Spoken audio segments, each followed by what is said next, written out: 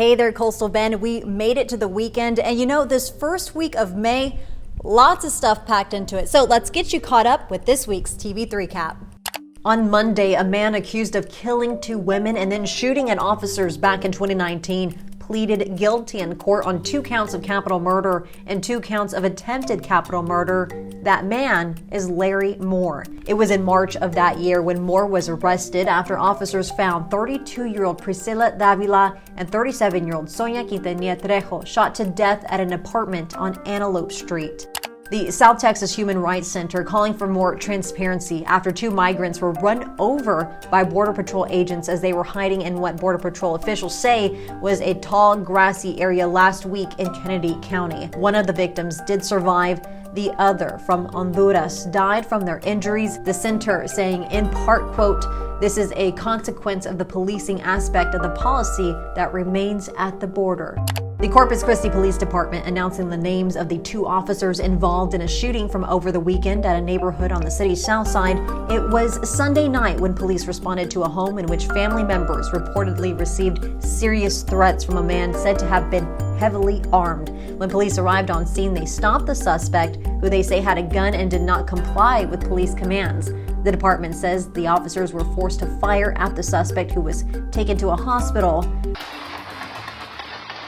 Those gunshots heard on home surveillance camera nearby, traveling to and hitting neighboring homes, trucks, and more. The shooting remains under investigation. Amazon is expanding to Nueces County. The last mile facility will be located near the Robstown area into a 140,000 square foot space, which is expected to launch later this year. And the largest international firefighting equipment company is opening its first U.S. facility location, and it's going to be in B County. National Firefighting Manufacturing is actually based in Dubai and just signed a 50-year lease at the industrial complex at Chase Field, where they're planning to hire up to 400 people.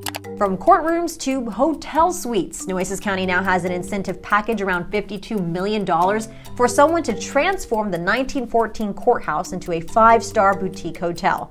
Judge Barbara Canales tells our team that she believes by late summer, the county will get developer ideas back on how they plan to turn the courthouse into another bayfront attraction. The city of Corpus Christi has a goal to repair 4,000 pesky potholes in a 2-week period. It's being called the Pothole Blitz. The mission begins on Monday, May 10th. So let's see if they can get it done. If you need to report a pothole near you, you can call 361-826-2489 or put in a request through the city's app. We continue to see more beloved Coastal Bend traditions make their comebacks this year, including the Texas Jazz Fest. It'll be on October 15th and 16th at Heritage Park. Organizers of the free event say they will be following CDC protocols. The Corpus Christi Hooks are back in action for the first time in 20 months. Fans were back at Whataburger Field to enjoy some baseball after COVID-19 canceled the 2020 season last year. Now, they did fall to the San Antonio Missions on their season opener on Tuesday, but came out with a win on Wednesday as the Honey Butter Chicken Biscuits. Yes, that is, you heard that correctly, as this will be the case every Wednesday home game. So maybe the jerseys are good luck. We have one Wednesday down. We'll keep an eye on this. Well, howdy, y'all. I tell you what, you just call me Buckaroo Bill. I got my hat, I got my boots, I'm ready to go. The Buck Days Pro Rodeo kicked off on Thursday with fun for family of all ages at the American Bank Center. The rodeo and carnival continues through Sunday. And don't forget, you can even get your COVID-19 vaccine there as well. Time now for some of the stories that made us feel good this week. We've been celebrating our local and Texas teachers as part of Teacher Appreciation Week. So thank you to everyone who shared with us some of their favorite educators. Now I do have to shout out my mom, who is a high school teacher at Sinton High School and goes above and beyond for her family and her students every day. As they say, to teach is to touch a life forever, and we certainly see that every day with our Coastal Bend educators. I studied a lot and I'm pretty sure I got upper, but I still got surprised at the end. Meet these bright kiddos from Windsor Park Elementary. That school now proudly home to 3 sets of students who've just won a national competition in computer science. Congratulations to them.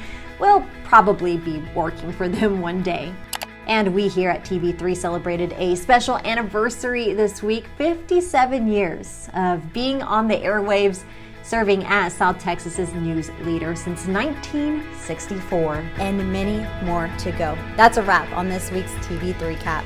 We hope you have a great, safe weekend. And for all the mamas out there, happy Mother's Day. We'll see you next week.